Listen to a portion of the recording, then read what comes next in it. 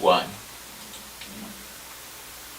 Good morning, everybody. We thank God for a bright day today. Today we are here to talk about healthy lifestyle, and we are privileged to have Reverend Dr.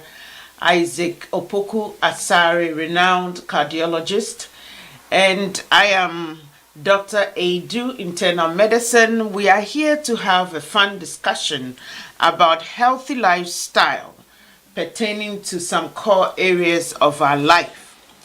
I would give the chance to Reverend Dr. Isaac Opoku Asare to introduce himself.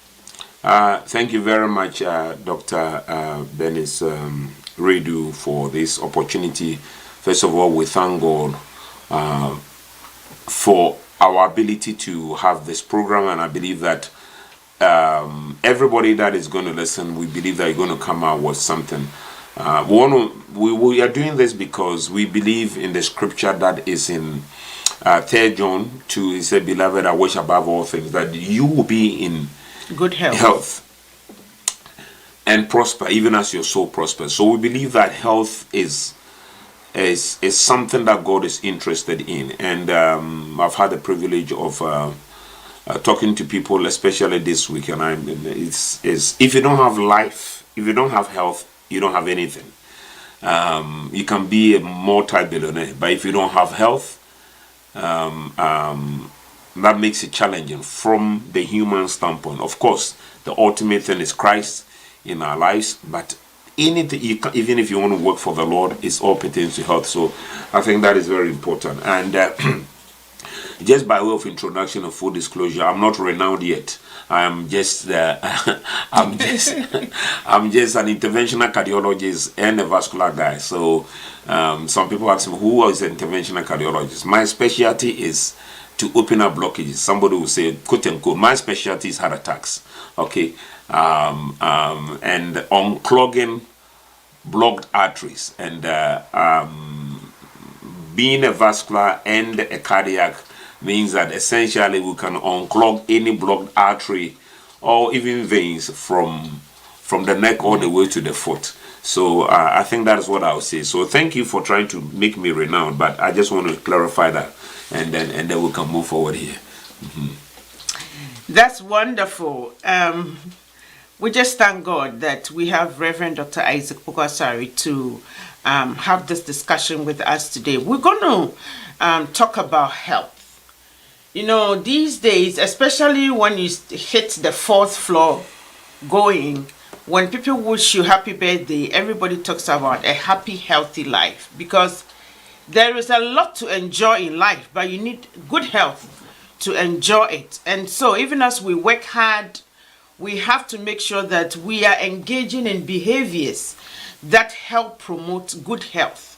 So to start off, we'll ask the general question: who is a healthy person? You know, there are a lot of definitions around. People want to be healthy by taking certain medicines, certain drugs, and still indulge in certain behaviors, which ends in disappointment at the end of the day. Today we want to discuss things that is going to help us engage in healthy behaviors and also control health factors that are prevalent in our lives, so that despite wherever you are in your walk in life, you can enjoy the things that you have and enjoy life in general. So the question is, who is a healthy person? Before Reverend Doctor speaks, I want to give the WHO definition of who is a healthy person. It is someone who is in a state of complete physical, mental, and social well-being. This is a loaded statement, and our aim is to break it down to very practical, pragmatic things you can watch and work on to enjoy your life, everyday life. I'm tempted to say amen because I speak in church a lot, but I'm going to turn it over to our cardiologists to take it? So just to make things simple, most of my patients call me Dr. O. So if you can call me Dr. O, that would be nice.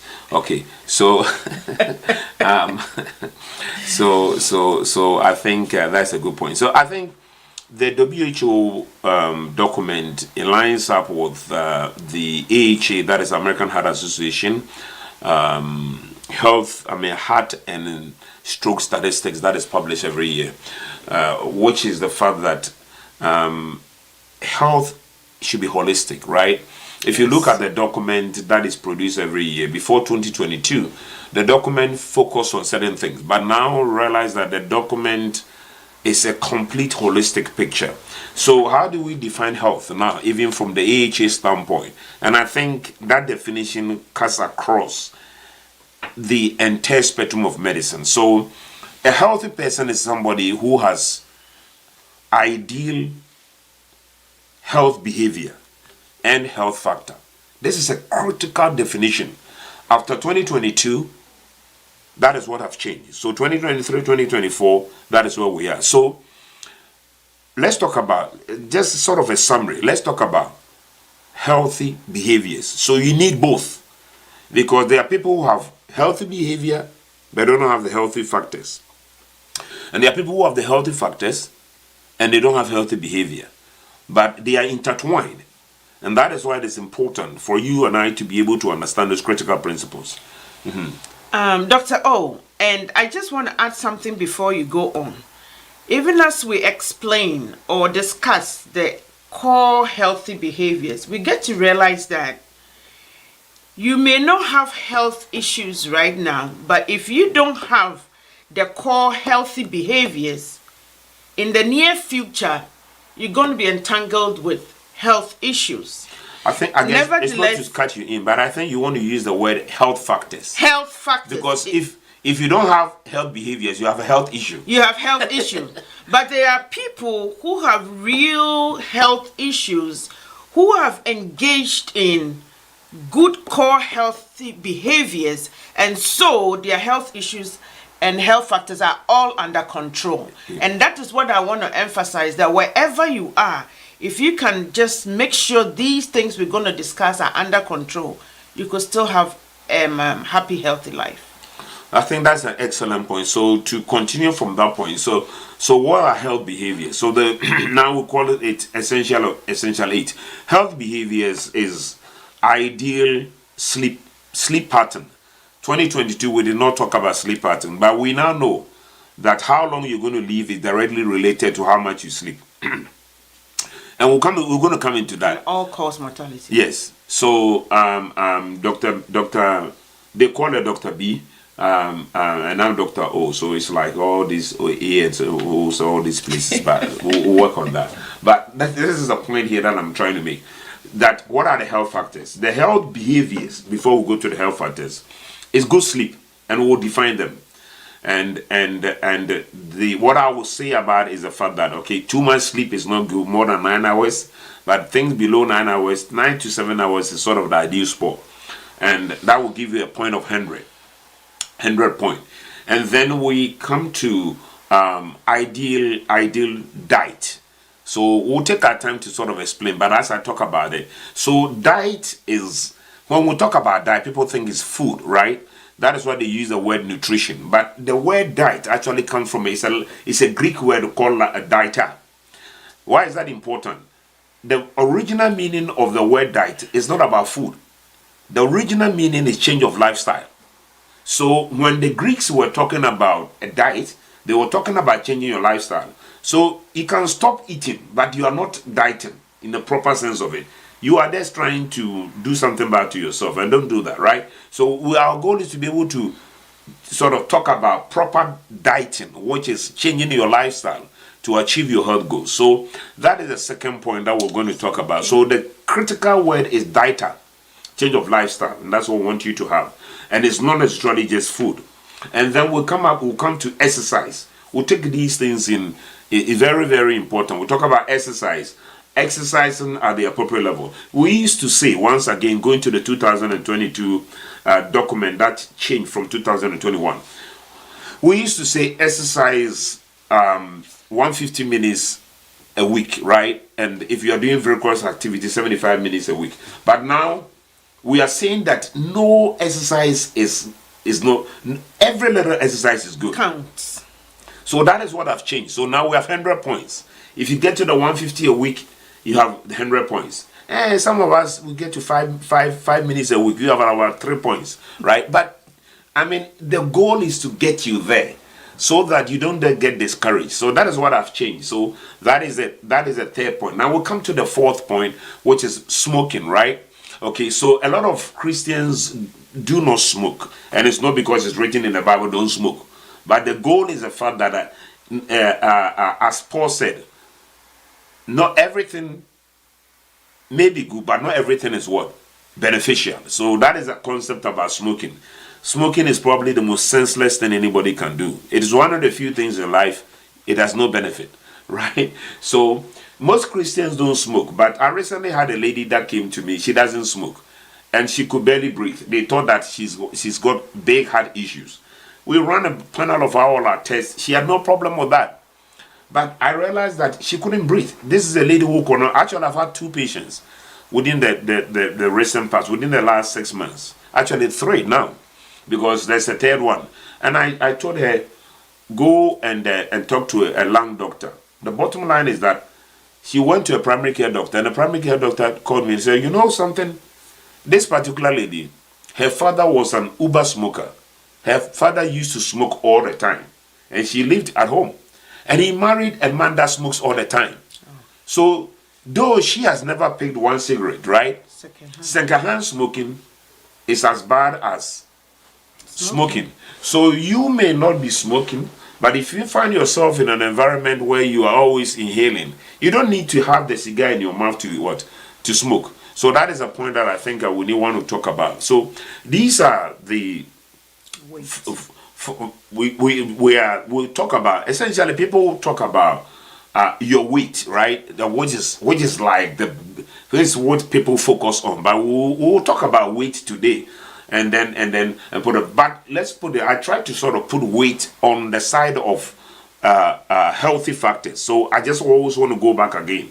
Healthy behavior, avoidance of smoking, whether secondary or not, appropriate level of exercise, dieting, which is change of lifestyle pertaining to food and how you organize yourself and exercise. And then we'll come to the factors, right? Then we'll talk about sleep. Then let's come to the factors. The factors we're talking here is... Dr. O, can I just want to add something to the diet you said before you talk about the factors.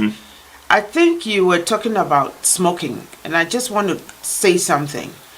I mean, in all my years of practice, the people that have come in with severe heart attack, their only risk factor was smoking. Yes.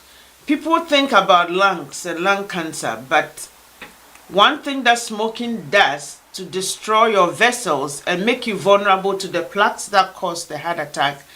And a lot of these people were slim, and they thought they were healthy, and their only problem, that's how they describe, my only problem is smoking. And they came in with severe heart attacks that was life-changing for them.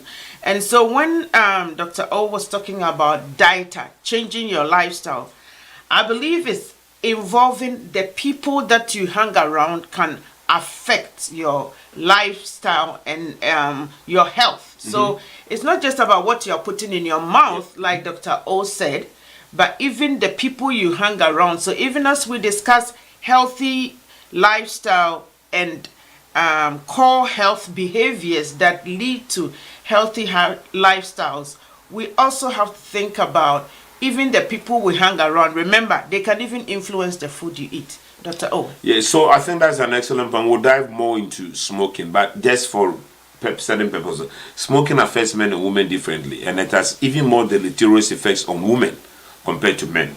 Just especially when it comes to blockages in the heart. Let us go to the factors. Well, so control. I mean, ensure ideally if you don't have diabetes, if you don't have high blood pressure, if you don't have cholesterol issues, and appropriate brain health.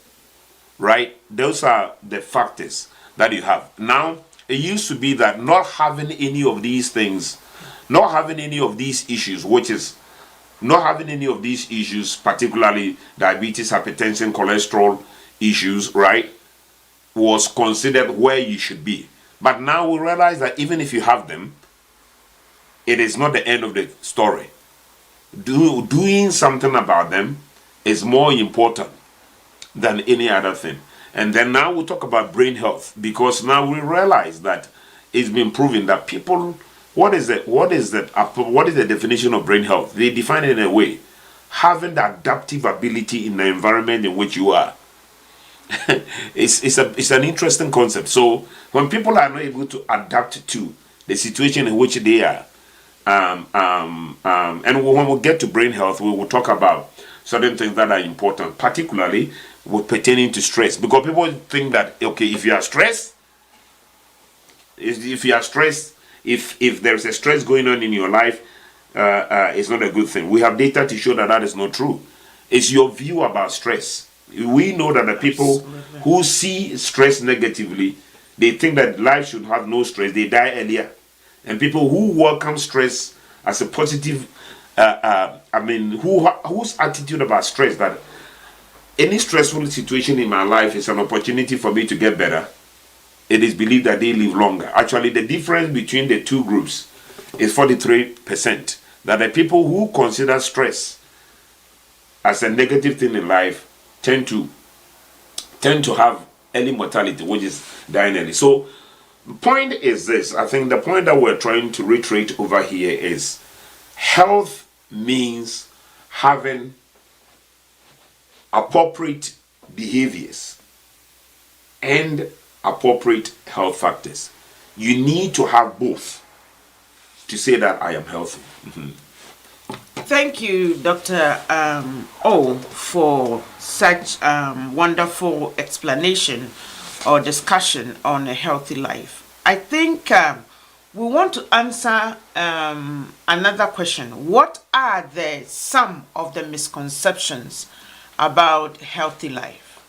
What are some of the that is Dr. B, that's an excellent question. I mean, you couldn't have asked a better question than this one. So I think that is the biggest issue that we have, right? And we're going to spend some time. So one of the principles clearly, and people can send in their questions, and along the way we can answer them. So feel free to send in your questions. Our producer is here, Michael and Randy, they are here, they will send it to us. You know, I talk about Michael and Randy all the time, so let's go ahead here. So what is not health? So number one, what is not health? Being slim doesn't mean you are healthy. I want to repeat this. The biggest misconception that people have is that they think that if they see somebody and they think that the person is slim, right? And because he's slim, he's healthy. It's not true. Why is it not true? Because the person that is slim, based on the thing that we talked about, he has only 1 out of the 8 healthy behaviors. So if we consider 100% and we have healthy behavior, health factors, right? We'll talk about health factors, and 8 in all. The person has only, if he's a slim person, or his BMI is 25, that person is 8 divided by what? Is 100 divided by 8. That person has only 12.5% of the component of health. And this is why we have so many people coming in with heart attacks and a lot of problems. At least everybody can go and read about the obesity paradox. As in my experience as an interventional cardiologist, predominant patients that are putting stents in them are not big. Actually, they are the slim people. And when they come, their blockage is as bad as it gets. So don't hide behind the fact that because you are slim, you are healthy. Get the necessary checkup. Make sure that if you are slim, you have 1 point, and then you go on to others. I'm going to give you a story. I recently had a young guy. He comes from a country like mine, right? He was referred by his doctor to me, and when he was referred by his doctor to me, the point here was he was having this chest pain, and his wife was telling me, "Oh, he eats very well and everything." And I asked him, do you exercise? He said, I don't. But I just watch my food very well. And look at me. So that's the point that he told me. He said, look at me. I mean, I watch myself very well. So I called the doctor, and the doctor said, hey, I'm worried about him. Let me tell you this. The guy is 49 years old. When we did the angiogram, he had 90% blockage in the most important vessel in his heart. There is no doubt about it that this guy, if we had not found out, this guy was going to die pretty soon. Right? So, a lot of people are buying weight loss medications under the table. Meanwhile, they don't exercise. People are buying these weight loss medications for $800, $400 a month. Meanwhile, they don't exercise. Meanwhile, they eat what they want to eat. Smoke and all these things. I'm not anti, but the point is this. We know that even if you don't have the appropriate weight and you exercise, you have better benefit. Now we have data to prove, published in TCT, that strength is better than weight. So you can be big, but if you are big and you exercise, let me just tell you this. Whereas BMIs, which is your weight, is a problem, right? Your functional capacity, that is your exercise ability, is the strongest factor as to whether you will live or not. We call it the metabolic equivalent. It is known. People can come to us with blockages everywhere in your heart. But if they can run on a treadmill and get a metabolic equivalent of 10, you as an interventional cardiologist, you can't make those people better. So it's inexplicably tied to that point. Functional capacity. And that is why if you don't exercise and you think you are slim.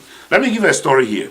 One guy recently in the Olympic Games, the last Olympic Games I think that we had, or the previous one, there was a radio guy who was, I think it was the previous one. He was having symptoms, his belly pain, he wasn't feeling well. And supposedly he went to the US Olympic team thing, and they thought that they said he was so slim, he looked so good, right?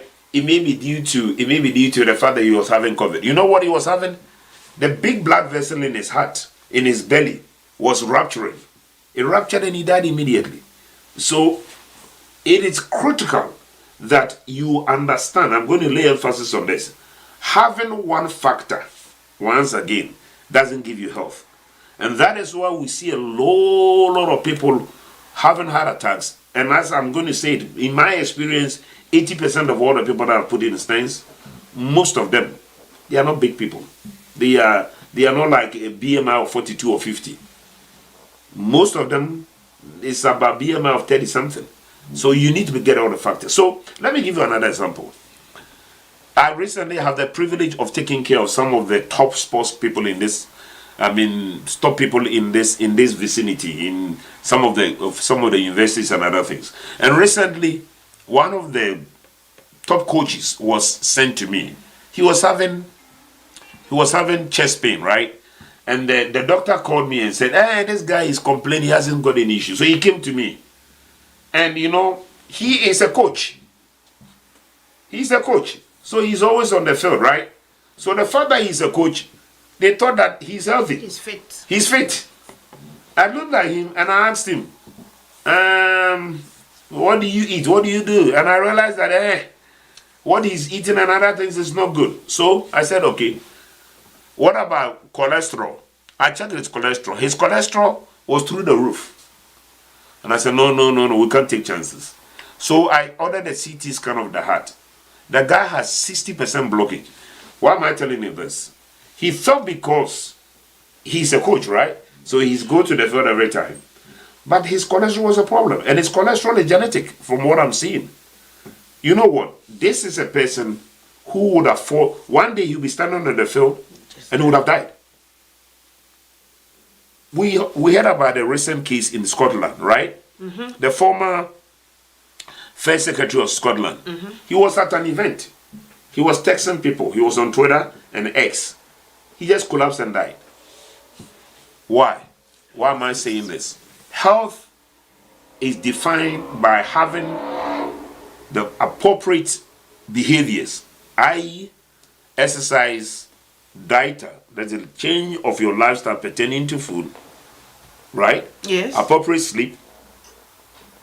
Right environment. Avoidance of smoking. Mm-hmm. And then also controlling if you have the, health health factors, if you have the health factors, controlling them gives you health. So even people that you will think that they are in a sports environment, right?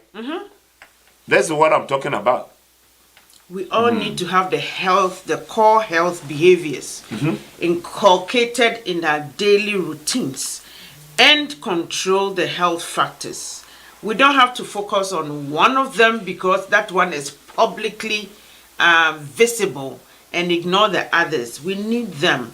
And this podcast is also meant to encourage those of us who have health factors we are working with. Remember that once these health factors are under control, you can also have a healthy life and enjoy your life. I want to read I just want to bring a point here. You know, Professor Kokinos did a trial, and he looked at two groups of people, right? And these are the two groups of people. People who don't have diabetes and anything, and the people who have diabetes. And he put them all on a treadmill to see how long they would do. And interestingly, the people who had the diabetes and other things that they were controlling, those who were able to run longer on the treadmill, they live longer compared to the people who did not have any of these diabetes, hypertension, yet they couldn't what? They were not functionally fit. I'm using the word functionally what? Fit. They couldn't walk on a treadmill. They died earlier. Actually, anybody that had a metabolic equivalent of 4, irrespective of, when I say metabolic equivalent of 4, is how much you could do. Anybody that had that, it was associated with dying very, very early.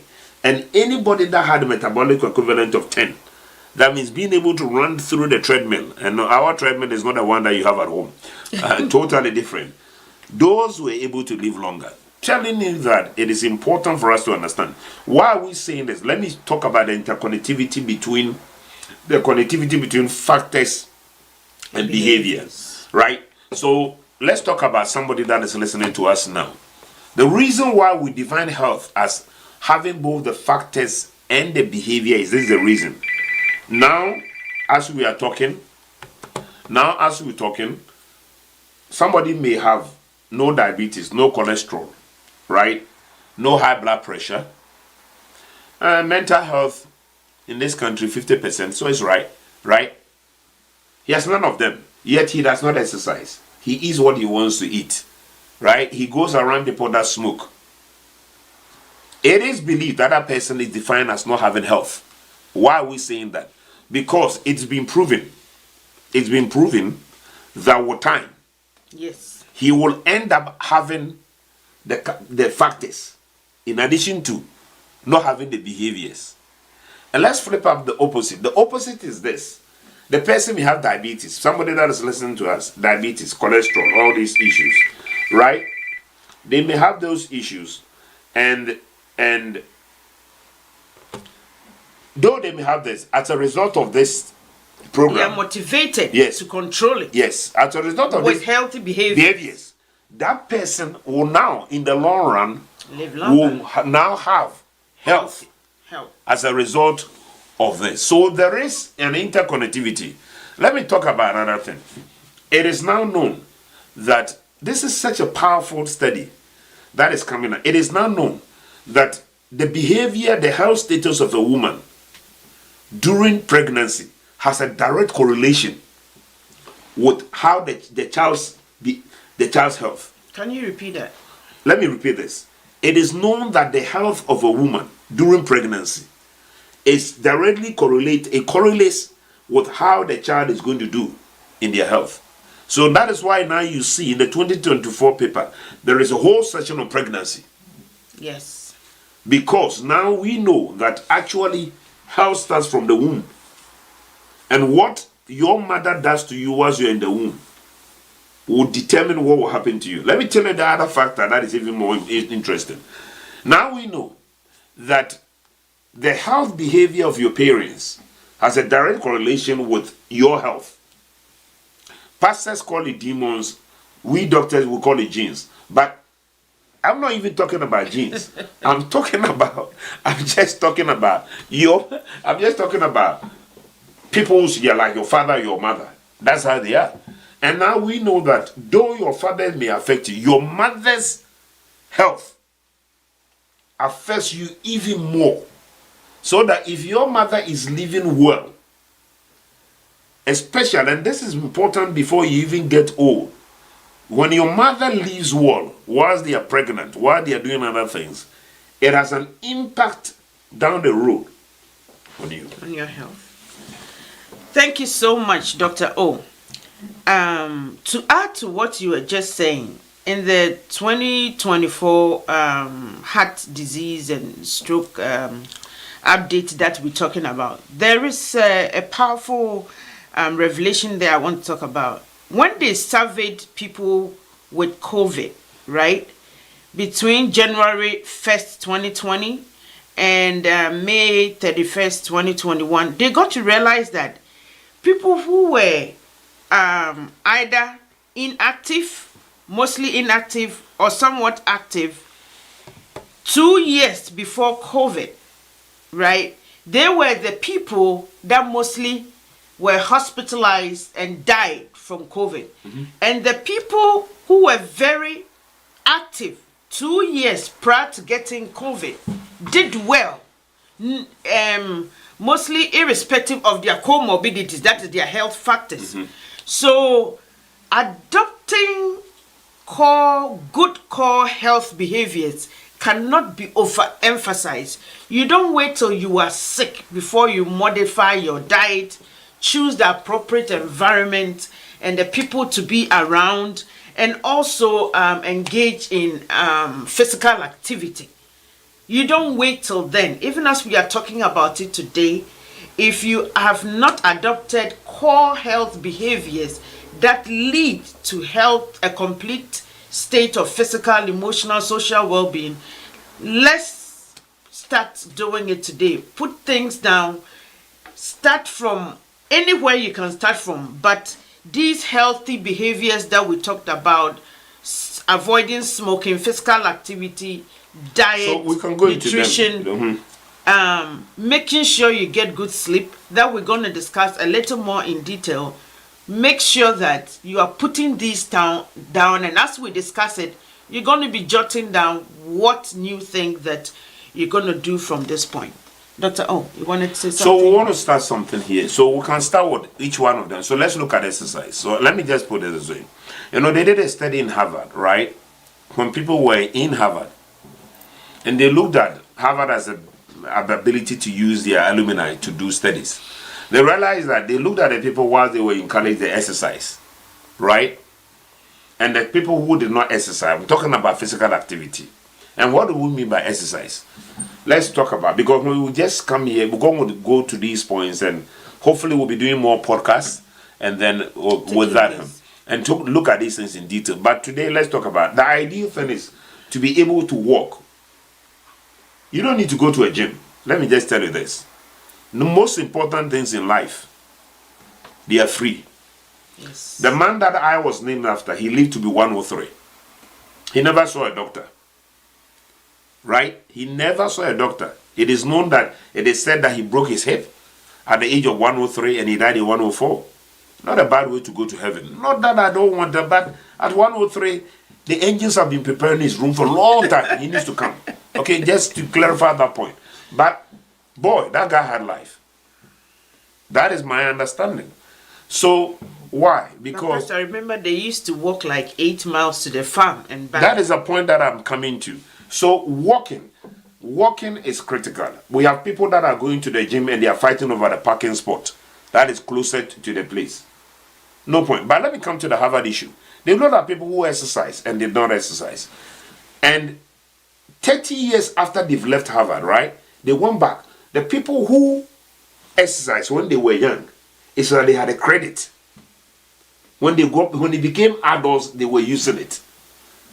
So every day you exercise, it's like you're putting money into your bank account. Your health. And it is believed that these people were not necessarily exercising, even at that age. It's one of the most powerful elements about exercising. That tells you that it is not just about now. There's something that is happening in you that down the road you will need it. It's like when you start exercising, you set your life on a particular course. So the goal is walking for 150 minutes. But now we encourage everybody. Yes, and when I say walking, people come to me and say, I work a lot at my work. It doesn't count. It is known that the walking you do at your work and other things, it does not count.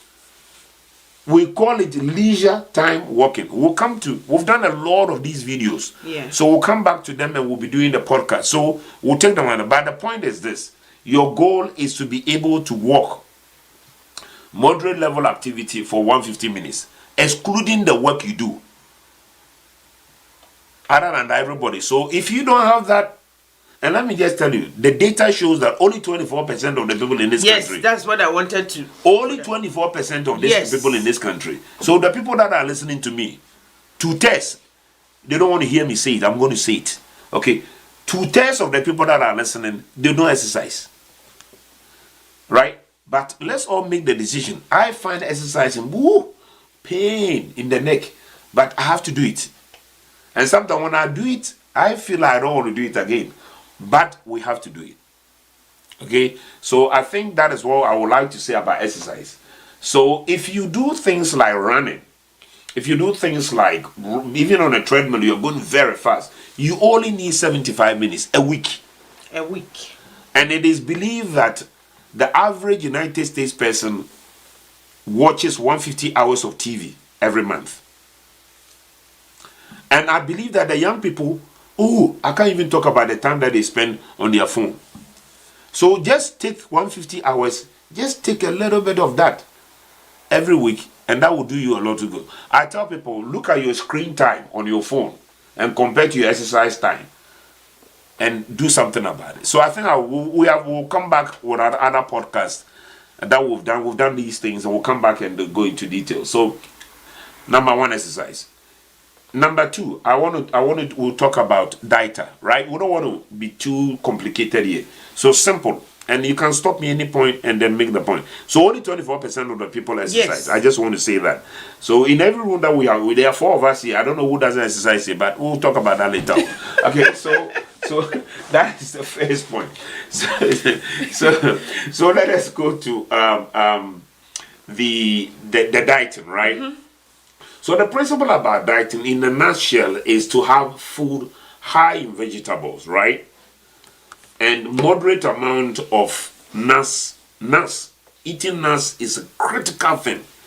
Moderate amount of nuts and fish, right?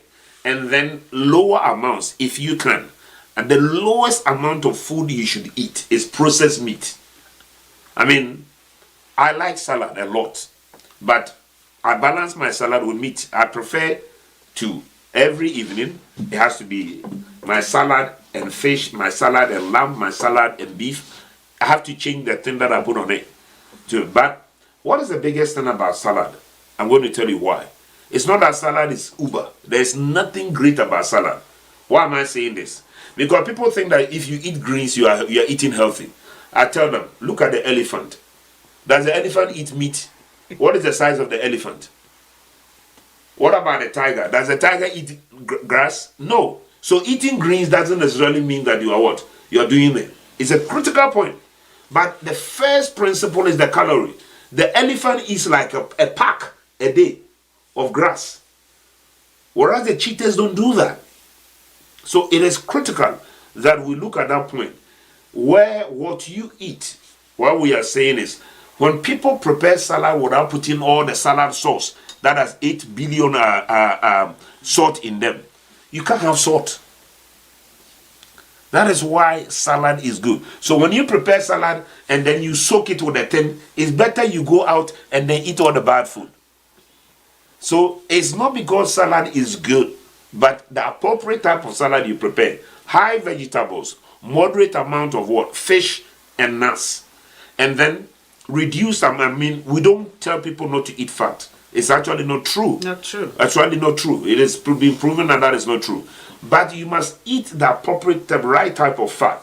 What is the right type of fat? We're going to do a show on that, so I don't want to belabor us. Yeah. But the right type of fat is avoiding saturated fat. I tell people, how do you know that something is saturated? I said, if you look at the cheese, it's solid. If you look at olive oil, you can put olive oil in winter and it will not freeze. Why is that? That is the same thing it does in your heart. The thing that freezes fast or solidifies fat, when it goes into your heart, it solidifies the same way. So I grill all my lamb and other things. When you grill and you eat it, you come back. Later on, it has solidified. The fat that wanted to go into my heart. I say, gee, thank you God for helping me. That fat is right. If I've gone into my heart, that's what it would have done to me. So there is only one food when it comes to fat, that is trans fat. Trans fat is considered poison. I just want to say this. It's been classified as poison in most parts of the world now. It is probably in the United States that the food industry doesn't want to classify it as poison. But the poison is something that comes to harm you without any benefit. The only reason why people use trans fat is so that they can keep the food longer and sell it to you. But it's a killer. So never eat anything. But we have a whole thing on that. So why is that important? But I want to say something here. So a lot of people say don't eat fat. How do you, when you eat fat, it goes into your body. But how do you make fat? We'll want to talk about later on. How do you make fat in your body? Storage. You make fat from glucose. So when you eat anything that has glucose, right, especially refined, it is converted into fat. And that's why a lot of people, if you have a disorder, genetic disorder with how you make fat, you can decide not to eat fat any day. Yet if you eat any carbohydrate, it will turn your carbohydrate into fat. So there are two ways we get fat, what's extrinsic and intrinsic. But the extrinsic is the one you're putting in your mouth, and the intrinsic is what your body makes. Most people with heart attacks, their problem comes from the intrinsic. And that is why, irrespective of whether you exercise or everything, if your cholesterol is high, take the medicine. I take it. And I'm saying it so that it's clear to everybody, right? Because I checked mine, I'm the guy that fixes heart attack. I don't want to get a heart attack. So I'm taking it. It's very important. You can pray all you want to pray all day. But it is important for you to understand that. So because people will say, okay, I want to use dieting. If you come to me and your bad cholesterol is already 170, no matter what you do, you can decide not to, unless you stop eating. But any glucose you put in your mouth, your body is going to. So let me tell you what has happened to America. America decided to run away from fat so that you don't get a blockage. And America embraced what? Glucose. You know what happened? By embracing glucose, it gave us two problems instead of one. It gave us diabetes in addition to what? The fat. An increased heart disease. And that is why dieting appropriately is a critical element, especially staying away from refined sugars. It's a critical point. Let me add something. We cannot exhaust. We need about 4 or 5 podcasts to talk about dieting and look at all of them. But the principle that I want to bring in here is intermittent fasting. We started talking about intermittent fasting 4 or 5 years before they published the article in New England Journal, because there is absolutely no doubt that intermittent fasting is key. Why? I will encourage everybody to go and watch, what is that guy? His name is, he does this program called Limitless on I think it's on Disney, and to look at fasting. The reason why my grandfather most likely lived long is because he did intermittent fasting. These guys who go in the morning, they eat, they go to the farm, they work, and they come home in the evening to eat. So why is intermittent? So we're talking about intermittent fasting as a dieter. What does it mean? The goal is that when you eat, and I'm going to talk about mammals for you to understand.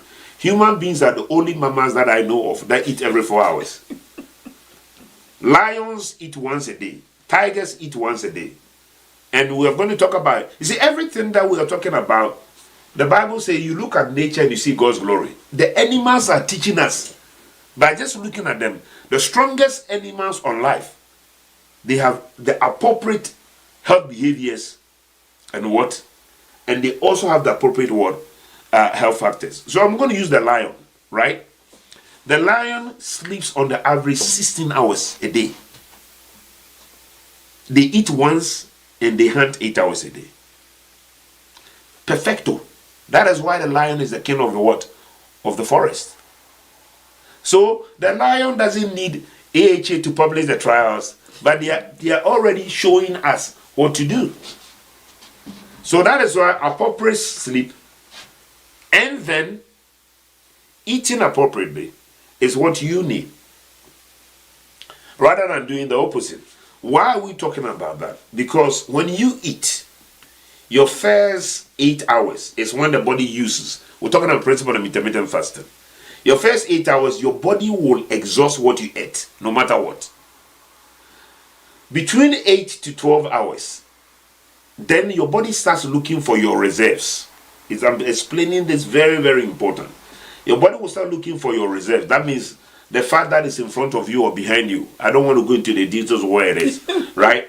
But wherever you have the excess, your body starts going for it within the 8 to 12 hours.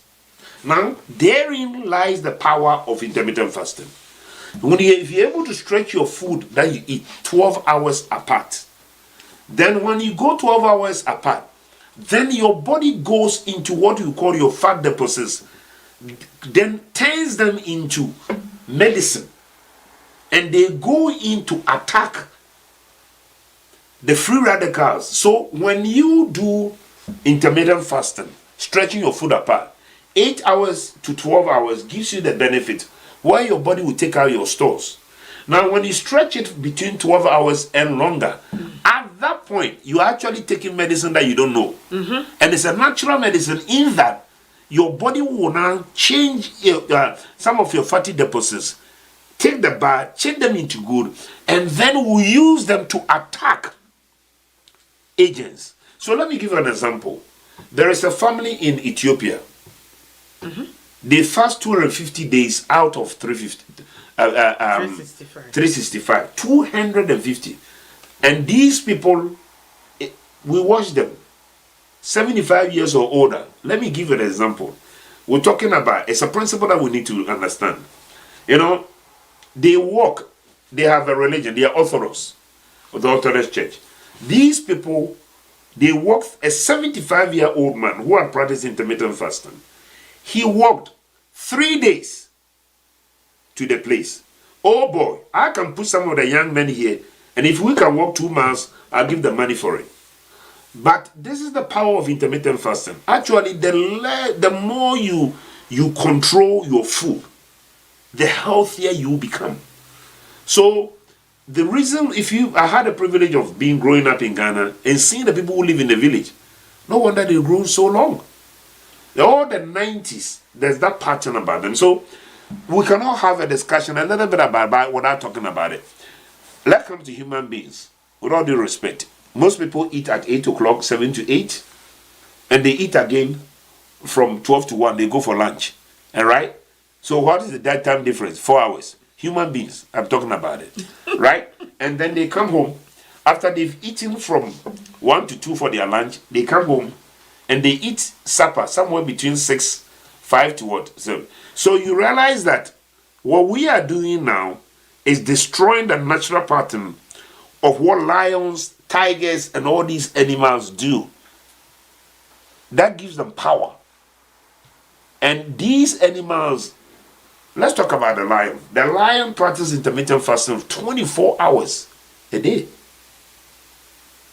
So I tell people, if you go constantly eating lunch, breakfast, supper, 4 hours, 4 hours, 4 hours, right?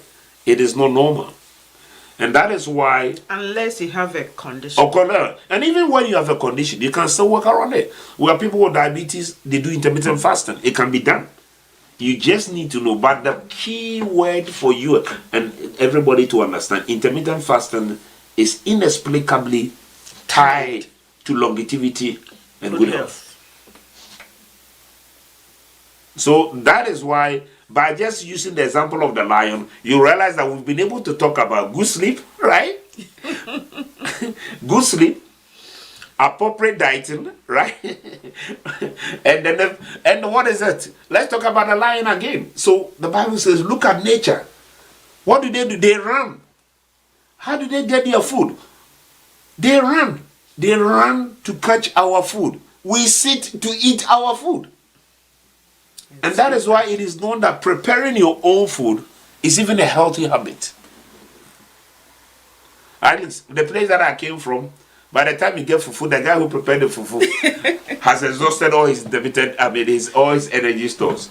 But we have reversed the natural process completely. And as part of our podcast that we'll be doing this, we'll do this scenario. We're going to give somebody to drink 200 calorie drink, right? And then we're going to put the person on a treadmill to burn 200 calories. And we'll see how long it will take.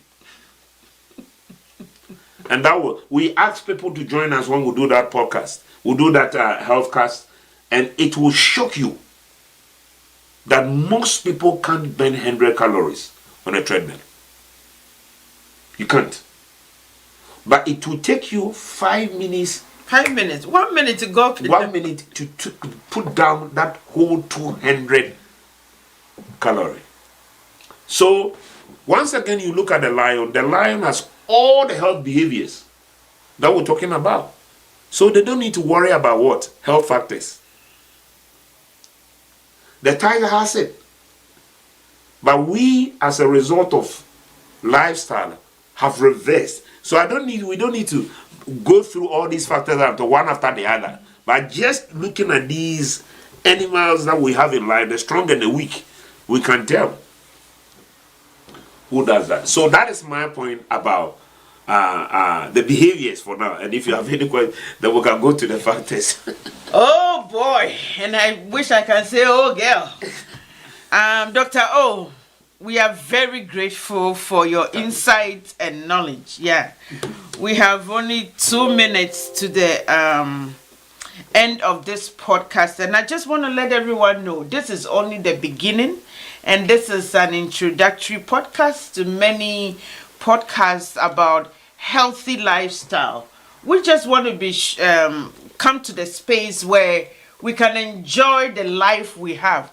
We work hard, and we need to live long and live good to enjoy what we have. So today, what we were able to touch on was basically the physical activity and the diet. When we practice the intermittent fasting, when we engage in physical activity, it is not just the physical weight loss that we get, but we also turn our own system into a form of healthy medicine to help our bodies heal and control the health factors that we even have. And I want to say something from this same update.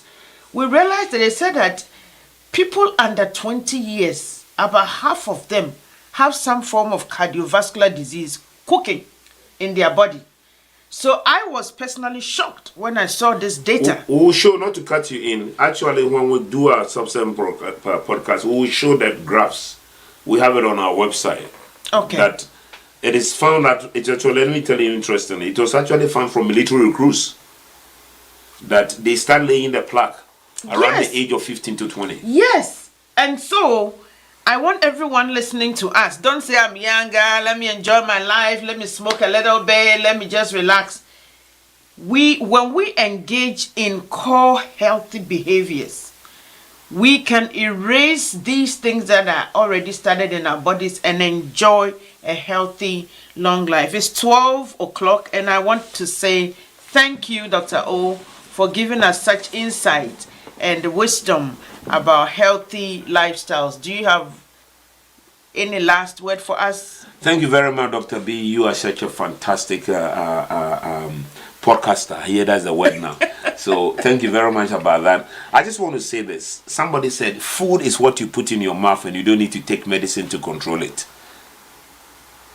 It's something that I heard when I was in medical school that was given by one of the professors in pharmacy. He said, if you have to take medicine to control the thing you put in your mouth, then think about it twice. Because this is how he said, the greatest medicine you can take is good food. Thank you. That's wisdom. The greatest medicine we can take is good food. Thank you all for listening. We hope to come back to you very soon to touch on healthy lifestyle in different angles. Have a blessed weekend. Thank you.